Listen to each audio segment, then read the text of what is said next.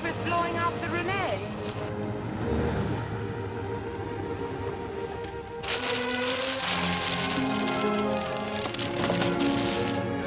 No harm done. Just a question of protecting it from sun and dust. How could I get along without you, Wayne? How can I ever repay you? That's all, darling. Remember, Harlow expects me at 6. Oh, can't we forget about Harlow? He says it's important. Well, I have to show him some consideration, don't I, darling? After all, he is my husband.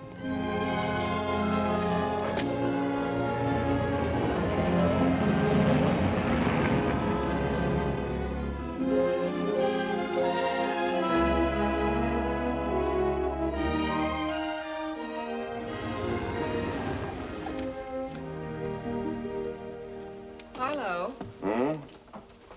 Does your wife drive a yellow convertible? Used to be my convertible. She's here, right on time. Quite a stunning woman, too. You're sure you don't want her back?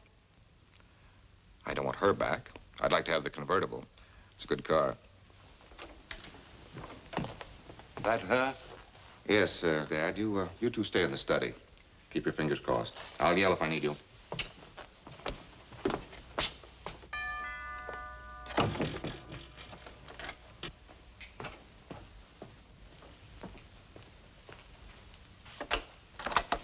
Come in, Carolyn. It was sweet of you to invite me. Well, what have you been up to these days, Harlow? Working? Care for martini? Love one. I've been reading about you in the newspapers lately. About me? About the Carolyn Grant Art Studio. One columnist in particular seems to be giving you quite a lot of free publicity. Writes for the Daily Chronicle. It's Wayne Vincent. Yes, the studio really owes a lot to Mr. Vincent. And not just from his plugs and his column, either. You might call him a silent partner. Do you employ him? In a way, yes. As you know, art critics don't make much money. So on the side, for a small fee, Mr. Vincent helps me select the right paintings for the right prices. Carolyn, I'll get to the point. No doubt you're wondering why I asked you here. Naturally. I want a divorce. Harlow, I seem to recall a certain day, almost 2 years ago, when you and I agreed that our temperaments just wouldn't make for a happy marriage. At that time, I suggested divorce myself. You were the one who wanted this arrangement for living separately. Well, it seems simpler that way. Besides, I never dreamed I'd want to marry again. Sounds like you're in love. Can you think of any reason why I shouldn't be? Yes, I can think of one reason. What's that? You're already married. That's why I'm asking you to divorce me. But, Harlow, I'm quite happy with our present arrangement. You know, I've been reading the papers, too. Your company seems to be expanding by the day. Now, why should I agree to a set alimony when under the present arrangement, my own income expands with yours? We're not living together. Yet I pay the bills as if we were man and wife. We are a man and wife. Perhaps you're lonely, darling. Perhaps you'd like me to move back with you again. Perish the thought. The only way you can perish that thought is to pay for it. I am paying for it. And you'll continue to pay for it on the 1st of every month. Carolyn, when a man pays for his freedom, he'd like to enjoy that freedom. But, Harlow, the courts don't allow two parties to just agree on a divorce. Why, it's done all the time. Well, it won't be done this time. I have no intention of suing you. You'd look pretty silly in court, Harlow, darling, trying to tell the court you'd like a divorce just so you can marry somebody else. Suppose I offer you the same percentage in the future that you're getting now. But that doesn't make sense, dear. Why should I even bother with a divorce if I can't better my present arrangement? How much better do you want it? Same percentage plus $200,000 cash settlement. 200? Where would I get that? I'd have to sell half the firm. Why don't you sell your father's half? He's getting old. It's time the old buzzard retired anyhow. Why? That's the most expensive martini you ever threw away, Harlow. It just cost you another 100,000. Harlow, losing your temper won't help any. Is this the young lady who changed your mind about marriage? Yes, Louise Nelson. I'm sorry I didn't meet her before I met you. But you didn't, darling. She's cute, Harlow. I'm surprised you don't think she's worth enough to warrant offering me a reasonable settlement. I did offer you a reasonable settlement. Carolyn, if you'll accept his offer, I'll add my check to it. 30,000. $30,000. That's not a settlement, Pop. That's a tip.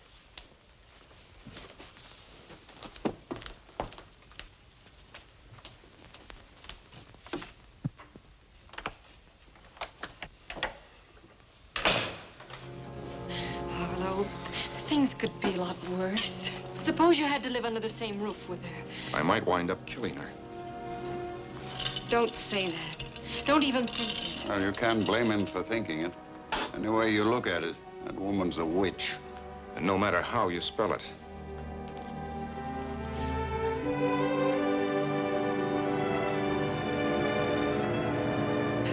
Good morning, Miss Allen. Hi, Otto. I forgot my key again this morning. Will you let me in, please? Oh, sure thing. You don't have to worry about your key as long as I've got mine. I guess in the future I better wear it on a chain around my neck. There you are, Miss Allen. Thank you.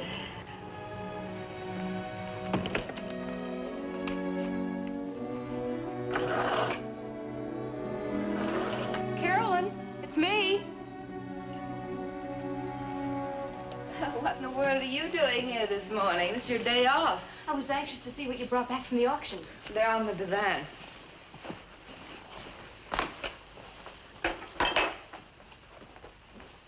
Oh, it's lovely. Who did it?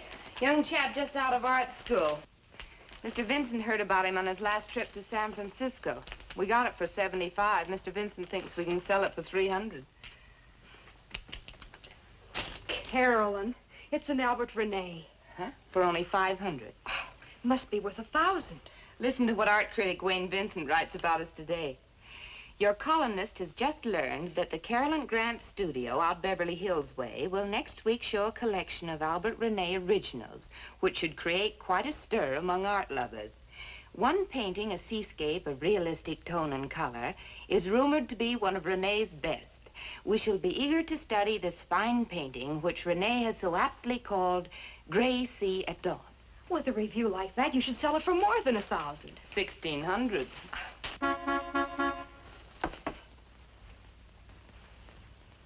I thought it might be Dick. I told him he could pick me up any time after 9. I'm anxious to meet him, Betty. Where's he taking you? The beach? Newport. He bought a new boat. And you bought a yachting cap for $1.98. Does it look so cheap? Well, honey, I'm afraid you just wouldn't create any fashion news on the yacht club veranda. Dick's not taking me to any yacht club.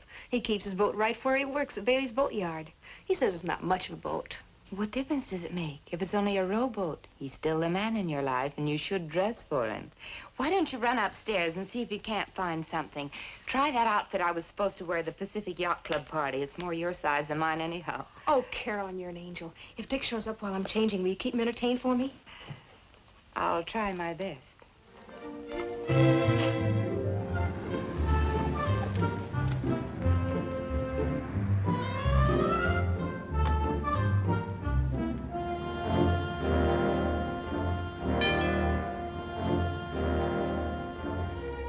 Carolyn? Take your time, dear. I'll get it.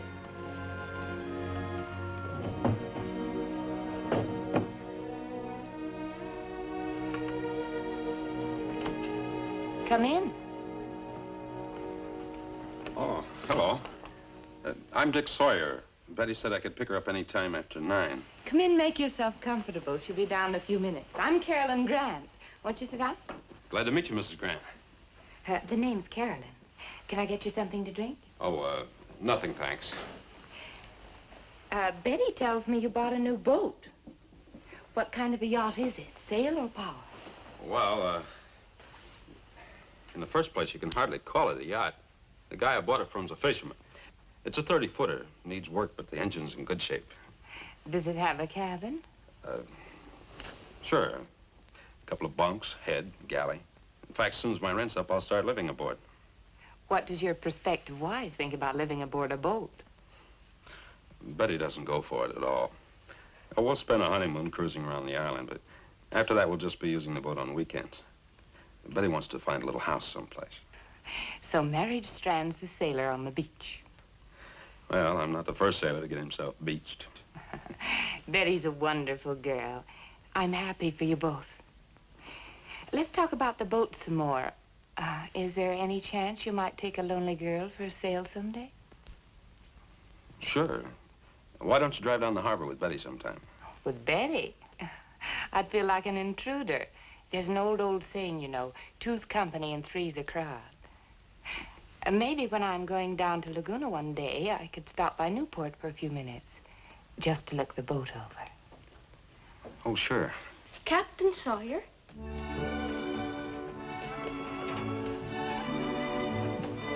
Wow. Say. Yeah, the way you're decked out, you should be going aboard Mr. Van Astorbilt's 90-foot yawl. Where do you see the tub I'm taking you to?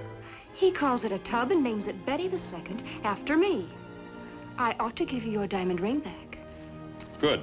I'll turn it in on a new anchor. It is your new anchor. Looks like you're hooked, sailor. You bet he is. Thanks, Caroline, for everything. See you tomorrow. Goodbye, and have fun, you two. Bye-bye.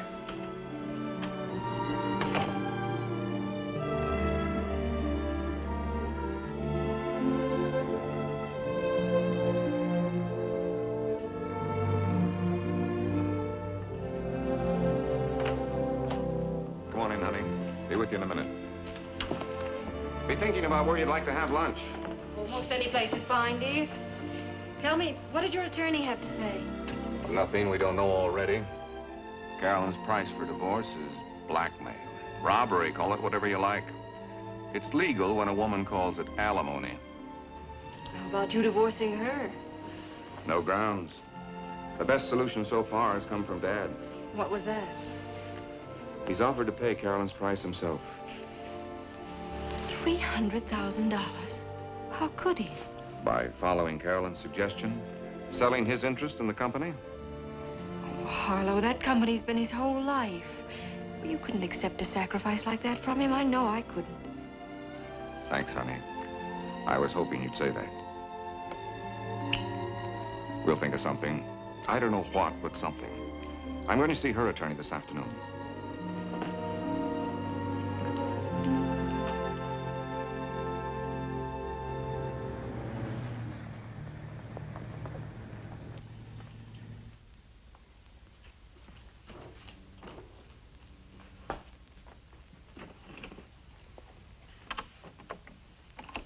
Morning, Beth.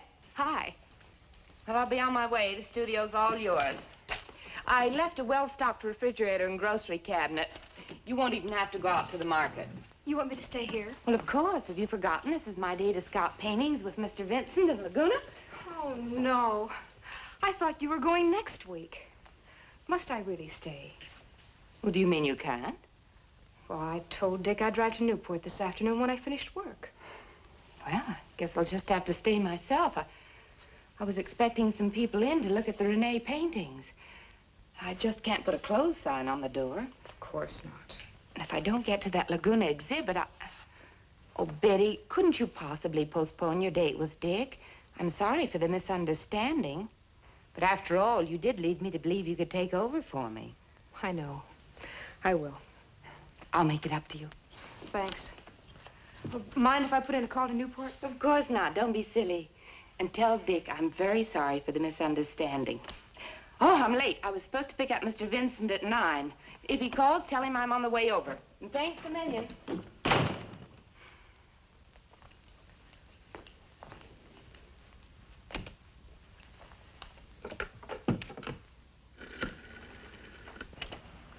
Well, that's sure tough, hon, but what can we do about it?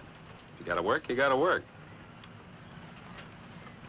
What do you mean, take some other gal out? Oh, I might take the boat out for a few hours, maybe fish a little. But if I go, I'll go alone. What's that? Sure. Sure, I love you. Bye, hon. Thanks for the use of the phone. Don't mention it.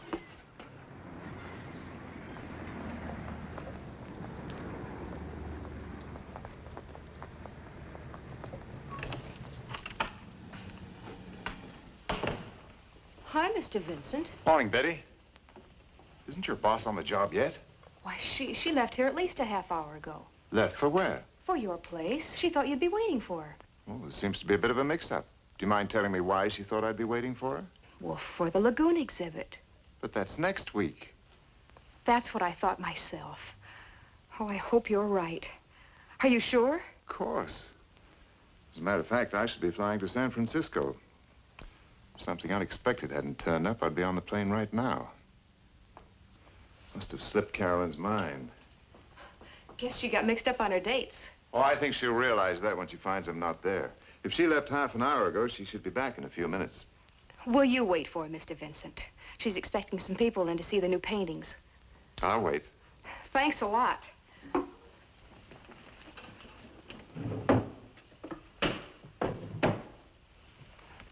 Bye, Mr. Vincent. Just tell Carolyn I went to Newport after all. She'll understand.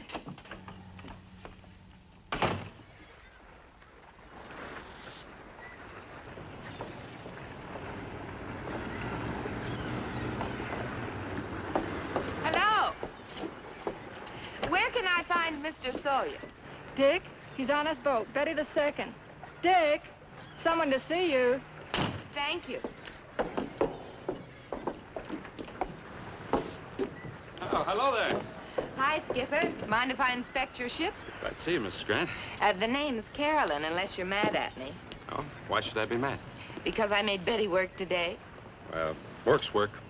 I was passing on my way to Laguna and thought maybe you'd show me your new boat. Sure thing. You might find it kind of messy. I wasn't expecting visitors. All looks very neat to me. Like me to show you around? You mind? Not at all. The engine's a Grayson Marine Master.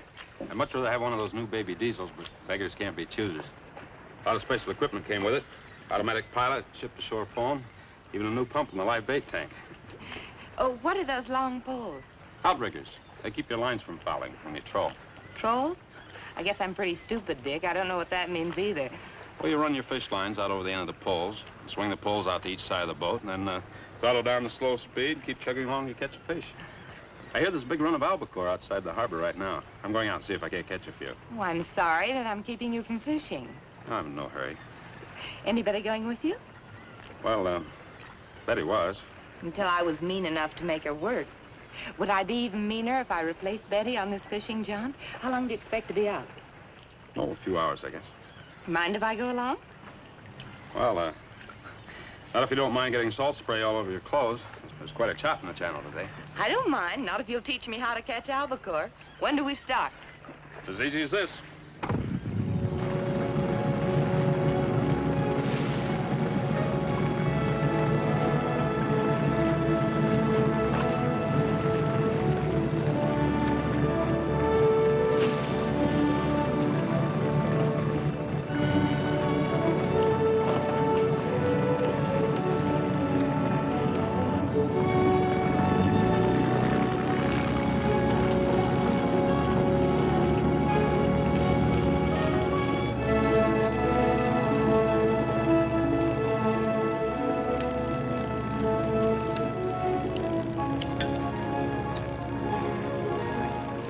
Thanks, Dick.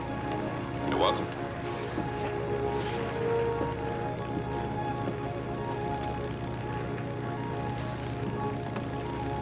You know what I've been thinking, Dick? What's that? That I'm guilty of a complete breach of yachting etiquette. Why didn't I bring a bottle of champagne? It's customary, isn't it, with a new yacht?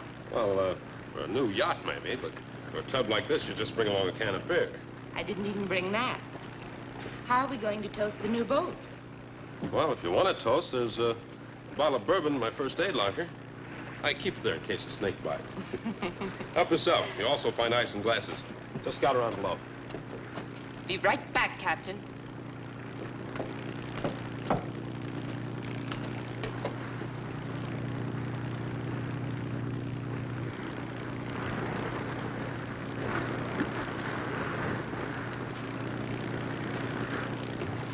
Find everything you need down there? Everything but the ice. Oh, it's in the locker under the galley sink. I'll get it for you. Oh, is it safe for you to leave without anybody steering the boat? Somebody is steering the boat. Iron Mike. Now, don't look so puzzled. Iron Mike's an automatic pilot. Can hold a course as well as any helmsman. It's amazing. How far can this mechanical captain take us? Well, we either hit something or run out of gas. How do you like the boat so far? I like everything about it, Dick.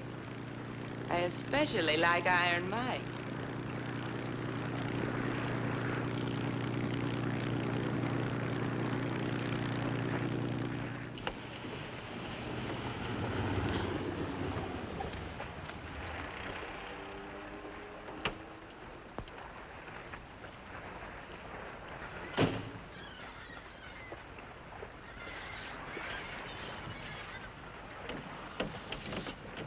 Virginia? Hi, Betty. Thought I might be able to catch Dick before he went fishing. When did he leave? They left an hour ago, Dick and the lady. Did they say when they'd be back? No, they didn't say. Thanks, Virginia.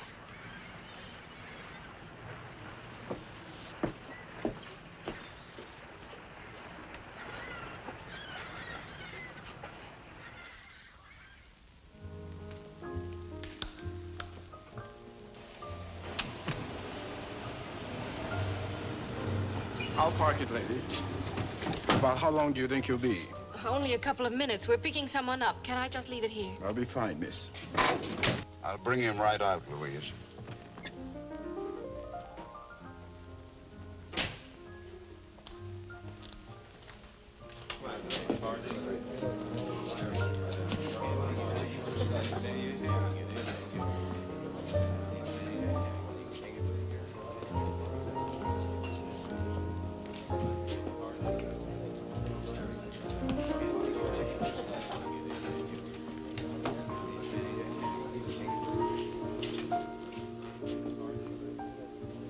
Dad, We've been looking all over town for you.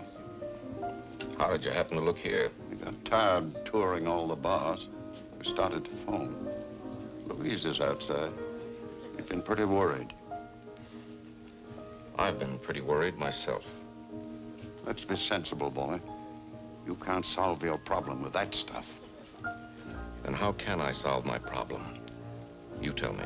Yes, sir. What'll it be? Oh, thank you. We're leaving. I hate to have Louise see you like this, but you kept her waiting long enough. You said it, Dad. I have kept her waiting long enough. Oh, let's face it. Carolyn isn't going to give me a divorce. We all know it. Can I ask a girl like Louise to wait forever? You know I can't. The sooner she gets out of my life, the better. For her, I mean. Did you see Carolyn's attorney? Why do you think I'm sitting on this bar stool? Was Carolyn there, too? Out of town. Maybe it's a good thing she wasn't there. I might have kicked her teeth in. What did her attorney say? Same thing. Divorce on Carolyn's terms or no divorce at all. First thing in the morning, I'm going to hire private detectives to watch her day and night.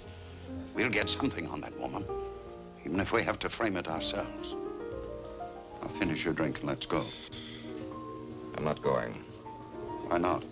I'm going to sit right here and drink myself blotto. Where's your car? The parking lot. No one will steal it. I locked it. I'm not afraid of anyone stealing it. I'm worried about you driving it. Give me your keys. Dad, I know what I'm doing. Do you? I wonder.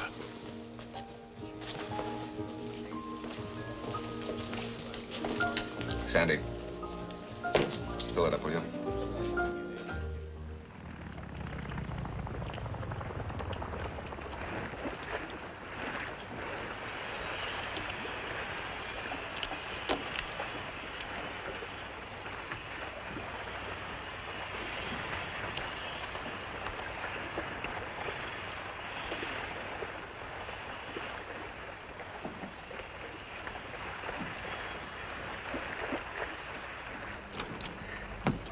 Thanks, Dick. It was wonderful. Glad you enjoyed it.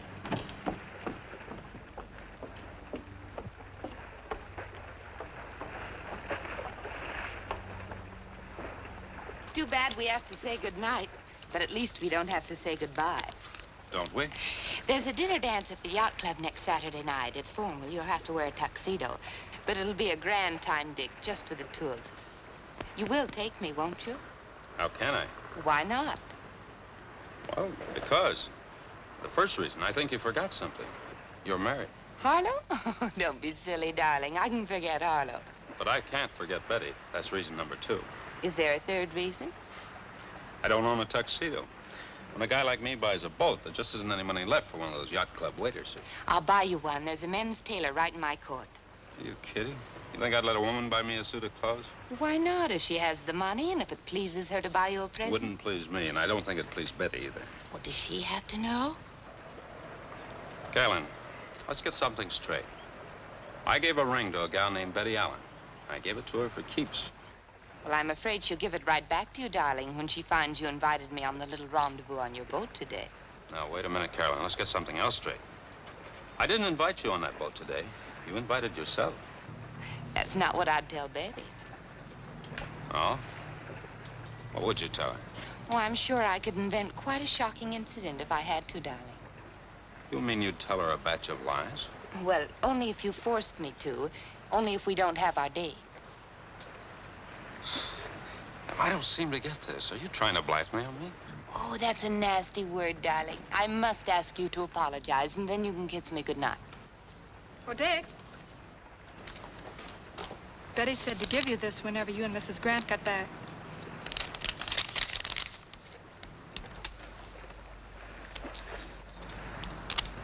But why, Virginia? She knew I was going fishing. She waited till after sundown. Maybe she thought you and Mrs. Grant were gone a little too long for just fishing. See you in the morning, Dick. Just a ring. No message. If you want a woman's opinion, the ring is message enough. Now I'm really in a jam. Look, Carolyn, will you help me straighten this thing out with Betty? Of course I will. If what? If you don't forget about our date Saturday night, will you pick me up about 7? Look, you must be kidding. How can I fix things up with Betty if I take you out? What's Betty gonna do on Saturday? Oh, I'll see that she has to work at the studio all weekend. Kiss me goodnight. Carolyn. You know, I spent 6 years in the Merchant Marine. And I ran into an awful lot of no-good women in just about every part of the world. But I never once ran into one like you.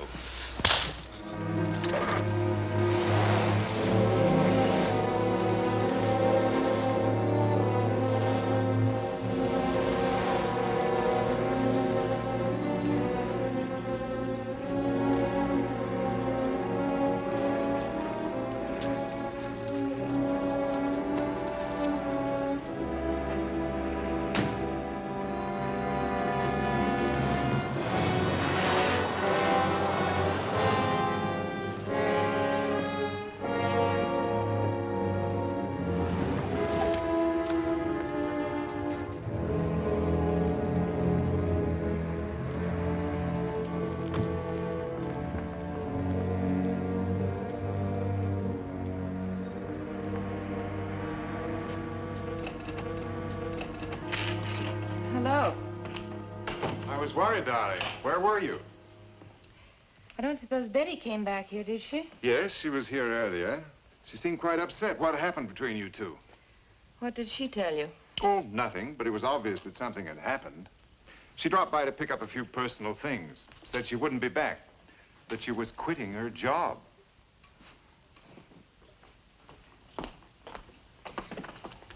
Wayne, if I can reach her, I'd like to talk to her privately. Why don't you run along? It's late. I'll call you tomorrow. She said earlier this morning that there'd been a bit of a mix-up about the art exhibit. Did you really drive all the way to Laguna, or where did you go? Wayne, I am well over 21, and you don't happen to be my husband. I see no reason why you should demand to know where I went. Oh, I wasn't demanding. I was just wondering. And speaking of where I was, where were you? I thought you had to fly to San Francisco today for the paper.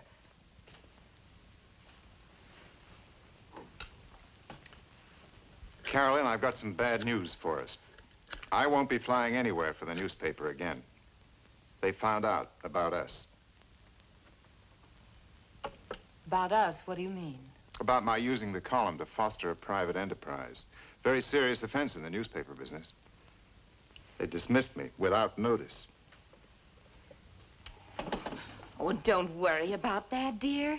With your talent, you can easily get a column into some other paper, and then we can just go on as before. Why don't you try the Star-Dispatch? They sell more papers anyhow. And if they sell more papers, we sell more paintings. No, you don't understand.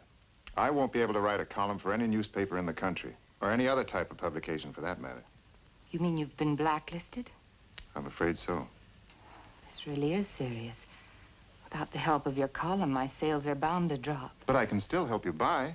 Well, how much buying can I do if my sales drop off to nothing? We'll retrench, Carolyn. After all, we have one thing to be thankful for. We still have each other. But you have no job. What do you expect me to do, support you from now on? No, of course not. I can find some other work in another line, something not in the art field. Well, what else do you know except in the art field? What good are you to me if you work in some gas station? If I need my car washed, I can stop down at the corner. Good night, Wayne. I don't believe it. I lose my job, my career, my future in the art business, all for you, and now you throw me out. You never cared for me at all, did you? Let's not be silly, Wayne. If it's love I wanted, I'm still young enough. I don't have to settle for a man your age. Oh, don't be an old fool! I'm sorry.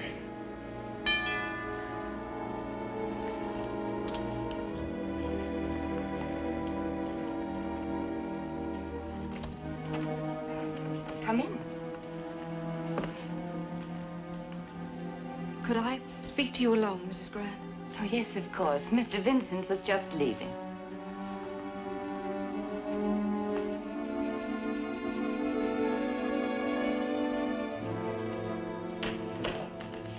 Will you please be brief? It's late. Yes, I know it's late, but well, I saw your lights, and it's most important that I talk to you. I'm sure you can guess why I'm here. To try and make you see that your present attitude isn't helping anyone, Mrs. Grant. Not even yourself. I'm quite able to look after myself, thank you. Must you take care of yourself at the expense of 3 lives? Your life, Harlow's, and who's the third person? Your own.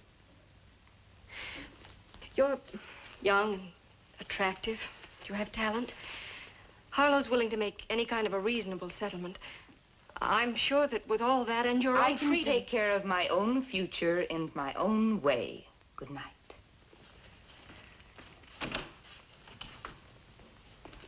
You'll regret this, Mrs. Grant. Am I to take that as a threat? Take it any way you like.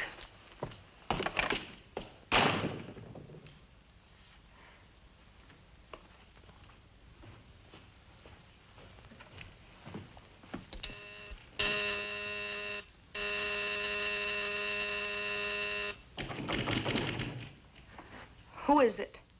Dick, I've got to talk to you. It's too late. There's nothing to talk about. There's everything to talk about.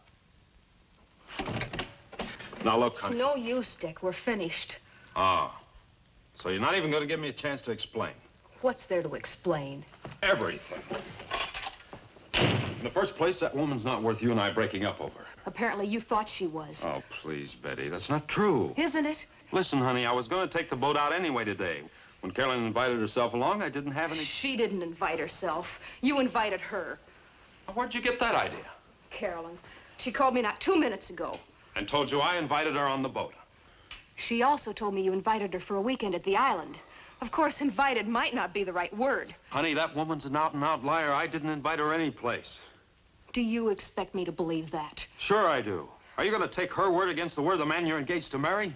The man I was engaged to marry. Just leave, Dick, and please don't ever come back. Maybe there's still a chance for you to lure Carolyn on your boat again. And no doubt you can. I know Carolyn.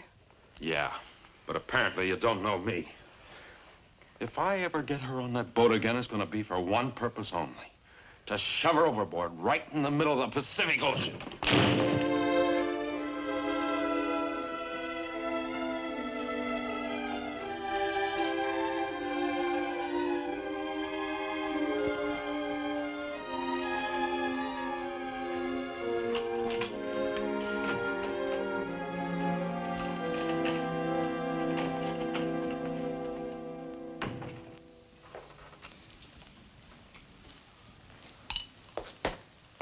I can sympathize with you, Mr. Grant, but I can't give you another drink.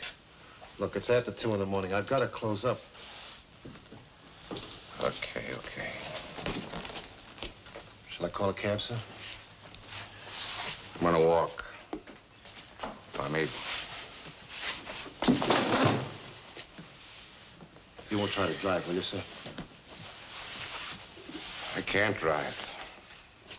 Boy, did I get plastered tonight. I can't say as I blame you, Mr. Grant. That wife of yours is half the louse you say she is. It's enough to make a man want to...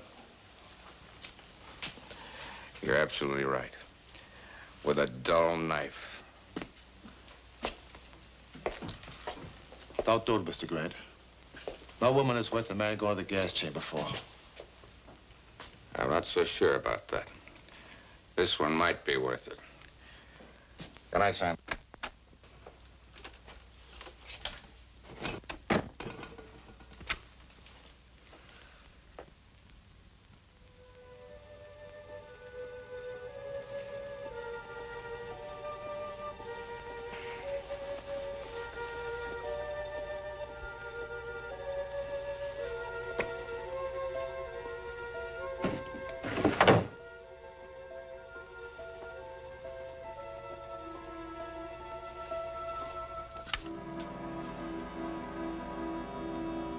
Betty, is that you?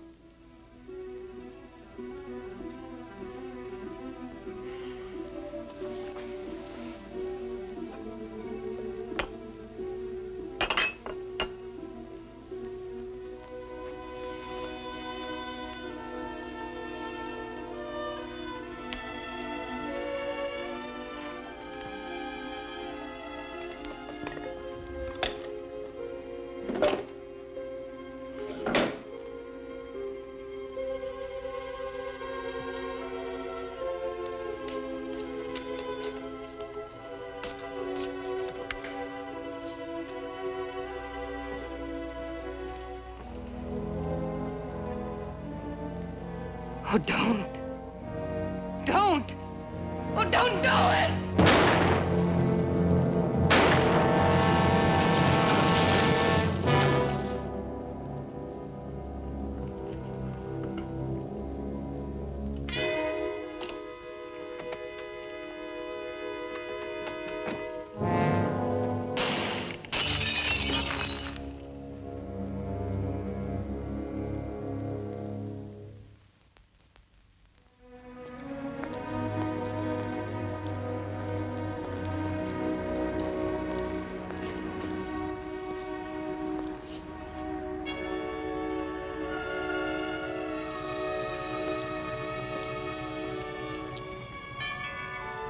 Mrs. Grant! Mrs. Grant!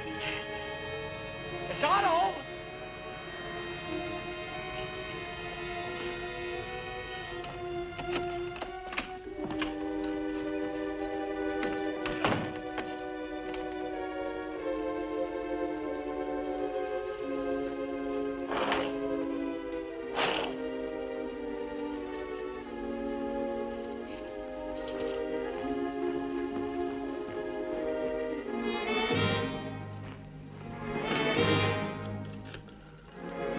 Hello, operator. How do I get an ambulance? Yes, it's an emergency.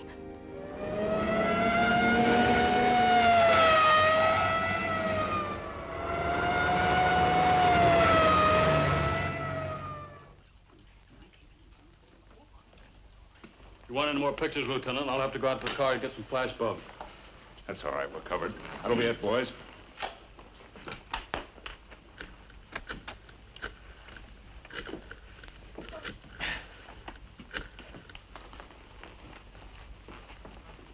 Hello, this is Lieutenant Colton. Put me through to Captain Hostetter homicide. Teddy, here's the score. Full name's Carolyn Ellenson Grant, age 29, married, but she hadn't been living with her husband for 2 years. They didn't get along together. Sure, I'll talk to the husband. Name's Harlow Grant, connected with some local chemical company. I got his home address from the man who found the body, Otto Peterson. He's the janitor here. Caretaker, sir. Oh, caretaker. Anyhow, he also gave me the address of a young woman named Betty Allen. Seems she worked for Mrs. Grant in the art business, but they had a disagreement. And Betty Allen quit her job. Sure, I'll talk to her. I sent Wells to pick them both up, the husband and the Allen girl.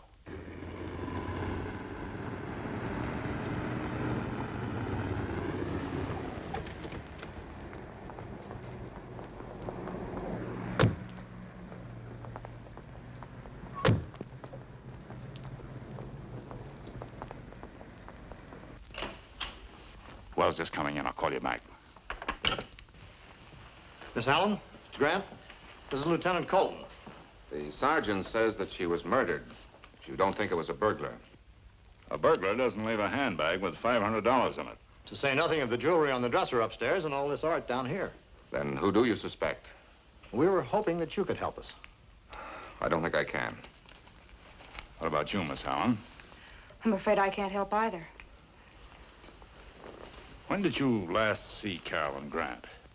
Well, about a week ago. She stopped by my house for cocktails. And you, Miss Allen? Yesterday morning. The caretaker says that you came around here and quit your job last night. I did come here in the early evening, but I didn't see Carolyn. She'd gone to Laguna and she wasn't home yet. So I left. As I was leaving, I saw to the caretaker and I told him I was quitting. Why were you quitting? To get married. Are you sure about that, Miss Allen? The caretaker said you were upset. You and Mrs. Grant didn't quarrel, did you? No, of course not. We were always the best of friends. Miss Allen, how long have you been engaged? About almost 5 months now. Don't you have an engagement ring? I do, but it's at the jeweler's now. I lost a small stone. I haven't told Dick about it yet. Mm-hmm.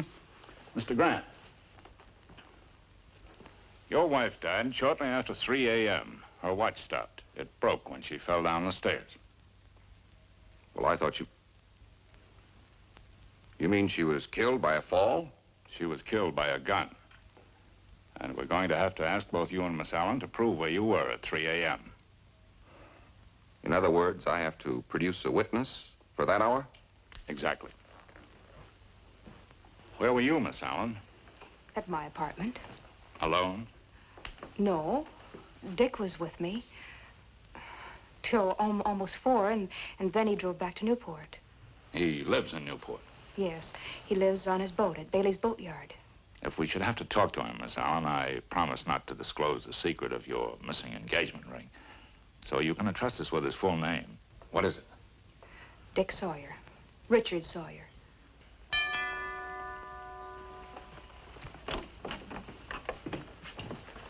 I'm Wayne Vincent. I've been a friend of Mrs. Grant's for quite some time. This is quite a shock. I stopped by to see if she'd have breakfast with me, and I saw the police cars outside. The caretaker told me what had happened. When was the last time you saw Mrs. Grant? Last night. Where? Right here in this room. What time, Mr. Vincent? Well, it was past 12 because I didn't get home until after 1. Did Mrs. Grant seem nervous, worried, upset about anything? Yes, she seemed quite upset. Upset about what? Well, I don't know unless... Unless? A young woman came calling on Mrs. Grant just as I was leaving. Do you know who she was? Yes. Carolyn pointed her out to me one night in a cafe. Her name is Louise Nelson. She told me that Harlow Grant and Louise were keeping company. And where can we find Louise Nelson? 914 Longwood Avenue. All right, Sergeant.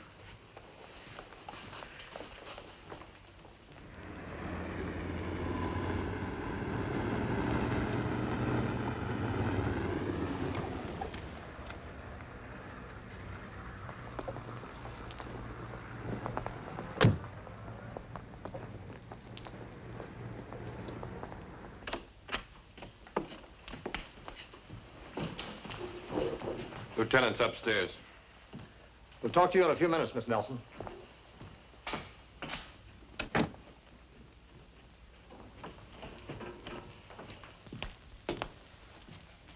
Find anything? I wish I could. Did you find that Nelson girl? Yeah, she's downstairs. And guess why she came calling on Carolyn Grant last night? It seems that Louise Nelson and Harlow Grant have been wanting to get married. But Mrs. Grant wouldn't go for the divorce, except on her terms. What terms? Half of Grant's income plus $300,000 cash. He couldn't pay it? He wouldn't if he could.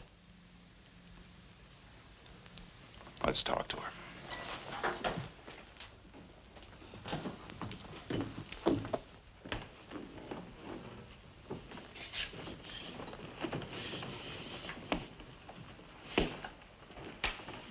Miss Nelson, I understand you came here last night to ask Mrs. Grant to divorce her husband. Yes. What time did you leave? Well, I don't remember the exact time. It was after midnight. She put me out almost as soon as I came in. Were you angry? That woman would make anyone angry, Lieutenant. She was greedy and vicious. Miss Nelson, do you own any kind of pistol, revolver, automatic? No. Why do you ask? How about you? Own any firearms? Well, yes. As a matter of fact, I have a small collection of handguns. Early dueling pieces, derringers, things like that. Anything modern? Cartridge gun? Foreign makes, early automatics. Mr. Grant, did you come here yourself last night? No. I was in a place called the King's Tavern, getting myself plastered. Did a good job of it. Meaning that you stayed till closing time? And until I woke up in my car in the parking lot. About 5 o'clock this morning. Well, Mr. Grant, I'll have to ask you to come along with me. Where? King's Tavern. It'll be all right, Louise.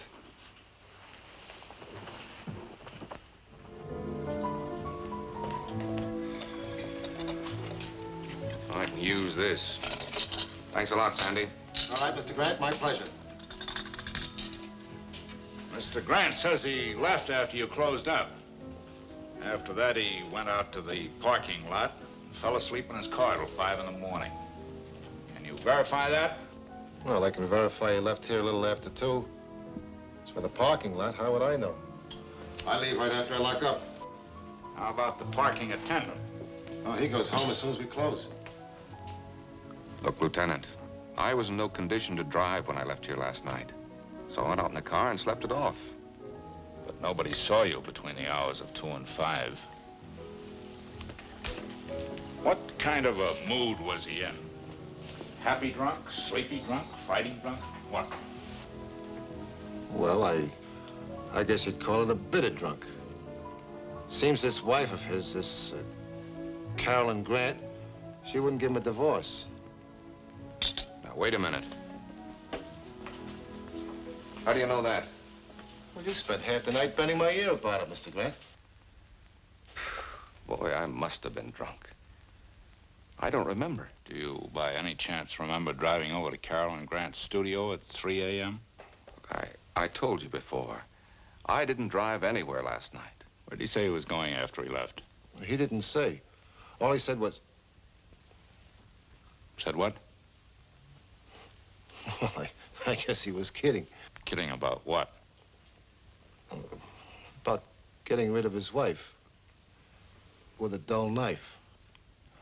Sandy, I might have said it, but I didn't mean it. Well, I know that, Mr. Grant. What else did he say? Well, when I told him that no woman was worth the man going to the gas chamber for, he said, I'm not so sure. Maybe this one is worth it. Was his wife killed with a dull knife? With a gun. Let's get down and take a look at your collection, Mr. Grant. I may want to show it to a friend of mine downtown. He's quite a collector himself. Works for the police department. Bureau of Ballistics. That's fine. Call me again. Yeah.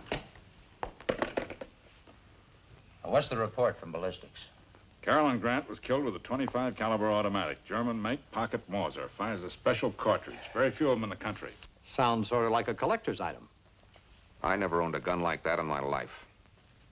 You could be telling the truth. How do we know? We haven't found the murder weapon yet. Do you still intend to hold me? Yes, for further questioning. You had a motive. You can't prove where you were at the time the crime was... Homicide, Hostetter. Who? Say that again. Yeah. Oh, we'll be over at the DA's office in a few minutes, thanks. Well, how do you like it? Somebody out there in the anteroom wants to confess to the Carolyn Grant murder. Louise Nelson? No. Someone we never even thought of. His father. Why, that's ridiculous. He didn't do it. How do you know? Well, he couldn't. You're released, Mr. Grant. We can't hold you for a crime that somebody else admits to. All right, Sergeant. Come on, Grant. Wait a minute. Do you really believe that? And goodbye, Mr. Grant.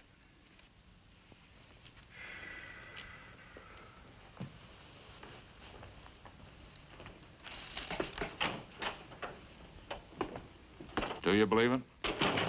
I doubt it. But maybe if we give Harlow Grant enough rope, he'll hang himself. Let's go to the DA's office.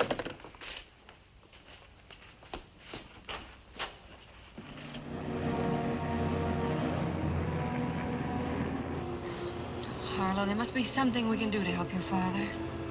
Maybe there is. Do you think we can get into Carolyn's studio? I don't know why not. The place is legally yours now. I mean, do you think the police will let us in? I think so. They turned the studio upside down, but they finished about noon. I heard the police captain tell somebody it was all right to let the caretaker have his key back. Drive there, will you, honey? We'll ask the caretaker to let us in. Why? Well, for one reason, I want to dispose of Carolyn's personal belongings. For another, I think we ought to pack the art stuff and get it ready to move. Both of those reasons are honest enough. They ought to be good enough for the caretaker. What's your real reason for wanting to go there? Blind hope. I found you another box, Mr. Grant. Thanks, Otto. I don't think we'll need it. We've packed all the art goods, and I'll put Mrs. Grant's clothing in her luggage. Otto, who else had a key to this door? I mean, other than Mrs. Grant. Well, me, of course. And then there was Betty Allen. She worked for Mrs. Grant. But she quit her job over the weekend. Didn't she turn in her key? Not to me, she didn't. Well, does anybody else have a key? Not that I know of. Well, what about Mrs. Grant's business partner? Didn't he have a key? Oh, Mr. Vincent? No. Mrs. Grant always let him in. Or Betty Allen. He only came around when they were here. Where can I find Betty Allen now? Where did she live, you mean? I don't know. She had an apartment on the same street with Mr. Vincent. He used to drive her home sometimes, before she bought a car. Maybe I can get her address from Mr. Vincent. Do you know where he lives? Yes, the Las Flores Apartments on the corner of Highland and Harley Terrace. Thanks, Otto. We'll call you if we need anything further. Always glad to be of any help. You know, my blind hope gets better every minute. Honey, run up in Carolyn's room and close the door. What for, dear? Never mind, run along.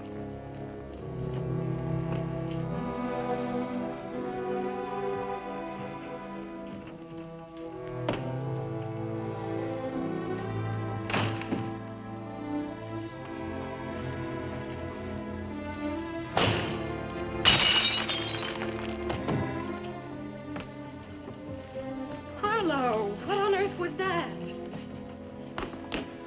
If you break a window, if you shatter a pane of glass in the dead of night, it makes a noise. Now, even if Carolyn were asleep, that noise would awaken her with a start. Now, she had an extension telephone by her bed. Why didn't she use that phone to call the police? I don't know. Why didn't she?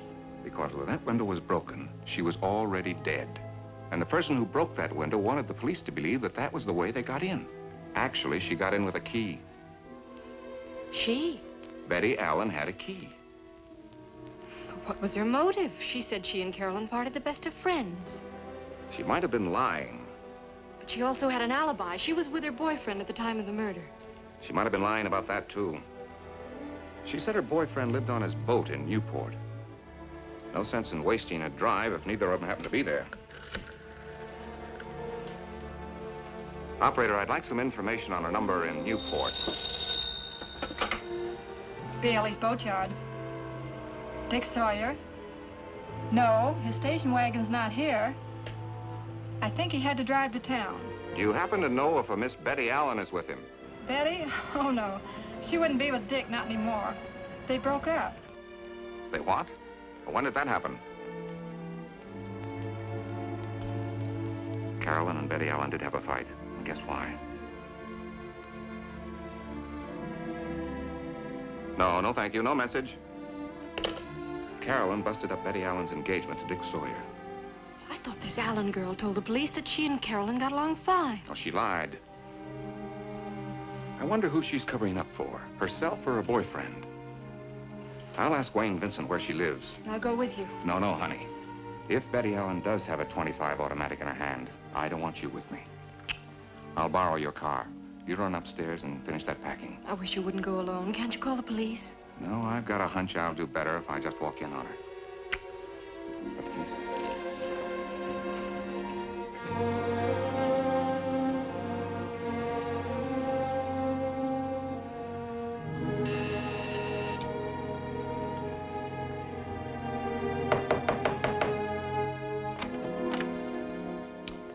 Hello, Grant. I was wondering how I might contact you. Oh? What did you want to contact me about? Well, as you know, I was Mrs. Grant's business partner, and a few of the little paintings over at the studio happen to be my own personal property, and I'd like to get them back. You can stop by my home. I'll give you a card with my address. I've had all of Carolyn's art objects wrapped and stacked for the movers. They're going to pick them up the first thing in the morning, transfer them to my home. Here's the address. You can pick them up anytime after 10. Thanks. Now, I'd like to ask you for an address. The caretaker at the art studio so that you might help me find Betty Allen. Oh, yes, she's at the Fairview Court. Naturally, I always think a man's innocent until proven guilty, but the last news flash I heard on my radio said that you were still being held as a suspect. Yes, I've been released. They're now holding my father. You mean for what happened to Carolyn? Oh, surely they don't think... They may think he's guilty. I don't. He only confessed because he thought he might get me off the hook. Your father confessed? His confession won't mean a thing when they start asking him to back it up. You see, in the first place, my father's never shot a gun. He doesn't even know the make or caliber of the murder weapon. But the police know? Well, from the ballistics report. They'll ask him where he got the gun, what the caliber was, what he did with the gun after he shot Carolyn. Dad doesn't know enough about guns to make his confession stick for even a day. You say that Betty Allen is at the Fairview? Mm-hmm. It's across the street, apartment 2C. Do you mind if I ask why you're going to see Betty Allen? You may ask. I don't have time to answer.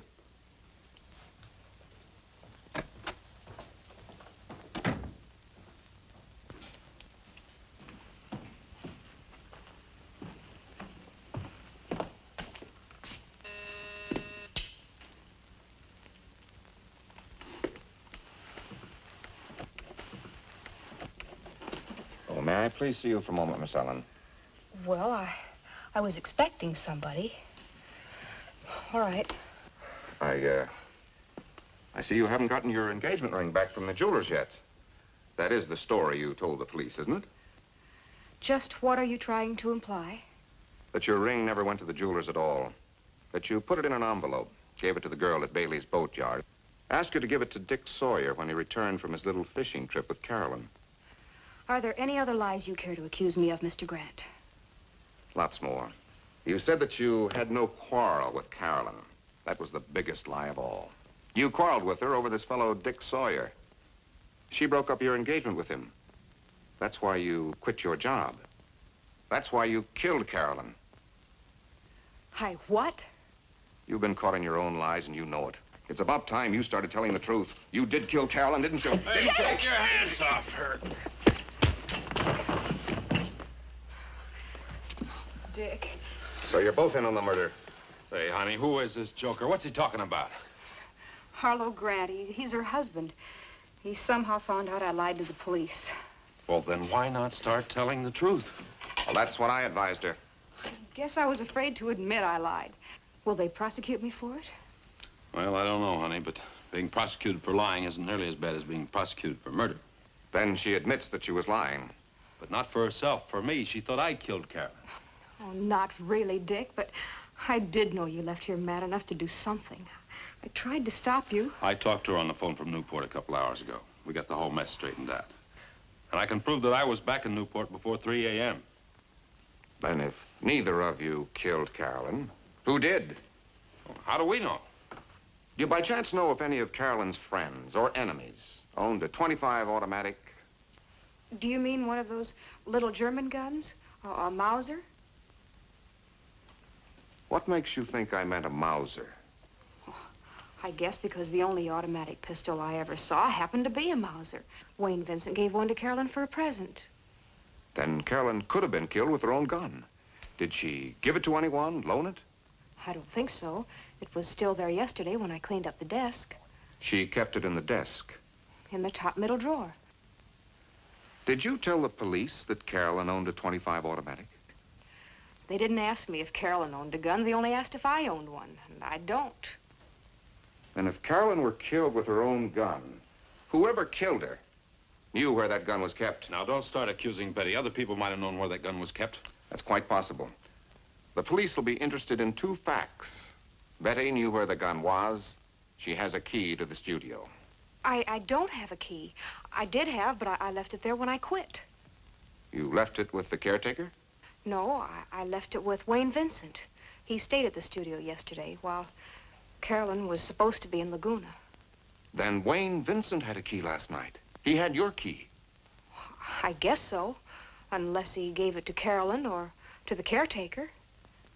Did Vincent know where Carolyn kept the gun? I suppose so. He used the desk quite often. Wayne Vincent had a key. He also had access to the gun. Can you think of any reason why he might want to kill Carolyn? Not unless she messed up his life. Like she almost messed up ours. Well, thanks for everything. Thanks a lot.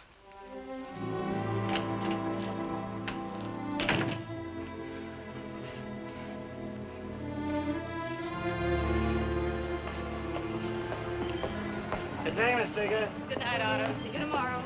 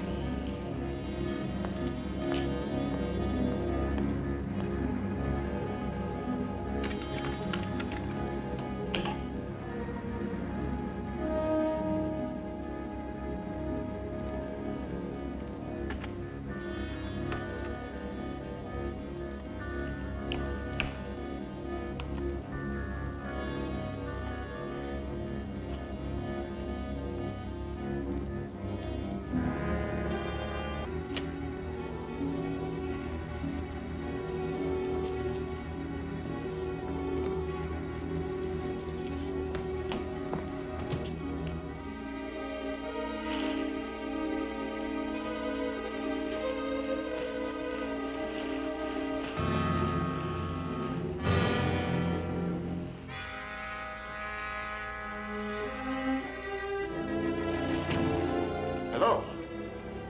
Oh. I didn't realize there was anyone here. You scared me. You scared me. I thought I'd locked the door. Oh, you did lock it. But as Mrs. Grant's business partner, I have a key, too.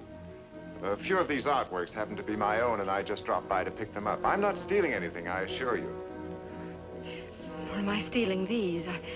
Mr. Grant asked me to gather up his wife's things. Well, I hope I didn't disturb you. I'll just take a few minutes, and then I'll go. You're not disturbing me in the least. If you don't mind, I'll go on with my job. Mr. Grant's calling for me in just a few minutes.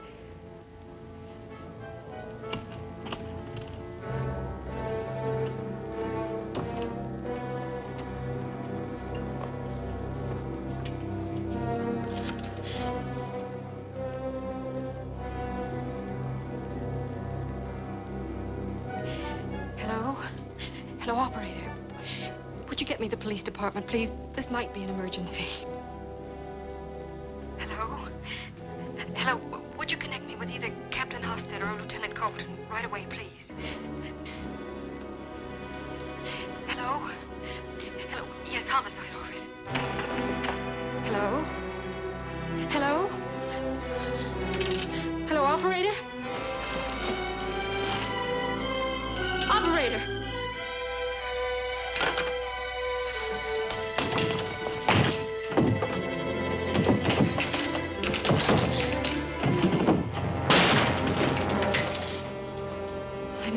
I meant it when I said Mr. Grant will be here any minute. My car's outside. If we should meet him, remember, this will be in my pocket. Tell him to get into the car with us. He can drive. If we don't meet him, you can drive. Where? I'll decide the destination. Tell him you'll be right down. Oh, don't come in!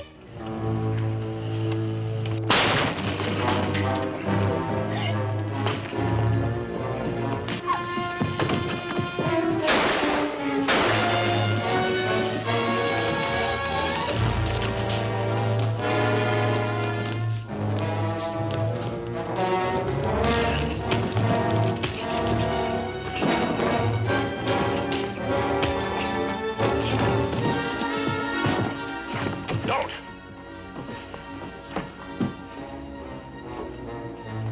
I'll kill her if you make one move.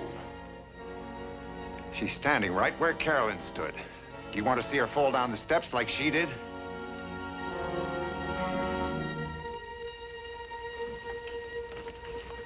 Drop it. All right, Vincent.